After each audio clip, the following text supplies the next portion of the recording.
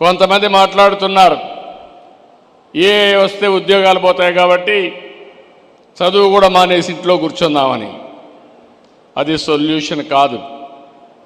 నేను అందుకే ఒక మాట చెప్పాను, మనమందరం కూడా ఒక ఇన్స్పైరింగ్ టైంలో ఉన్నాం.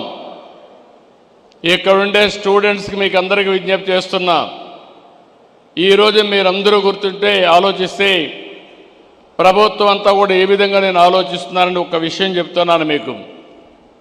భారతదేశానికి ఆధార్ ఉంది. ప్రతి ఒక్క స్టూడెంట్ యొక్క ఆధార్ ద్వారా ప్రతి ఒక్క వ్యక్తి యొక్క ఐడెంటిటీ ఆటోమేటిక్గా చేస్తారు. రెండో పక్కన స్టూడెంట్స్ అయితే అభయ్ ఉంది. దీని ద్వారా చిన్న క్యారియర్ వరకు ట్రాక్ చేసే సిస్టమ్ వస్తుంది. మూడోది ఫ్యామిలీ అంతా కూడా ఒకటిగా మనం ఐటీలో చేయగలిగితే family as a unit identify చేస్తాం.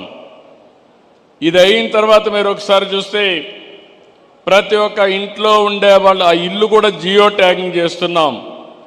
రేపు ఏదైనా విపత్తు వస్తే నాకు ఎవ్వరూ చెప్పక్కర్లేదు, నేరుగా డ్రోన్ ద్వారా ఏ సహాయం పంపించాలన్నా వాళ్ళ ఇంటిపైకి నేను పంపించే అవకాశం వచ్చిందని చెప్పి కూడా నేను మీకు తెలియజేస్తున్నా. ఇదే కాదు, ఈరోజు మీరు ఇక్కడ ఉన్నారు, వాట్సాప్ గవర్నెన్స్ చూసారా అని అడుగుతున్నా. చూసారా తమ్ముళ్ళు పిల్లలు? వాట్సాప్ గవర్నెన్స్ తెలుసు అనేవాడు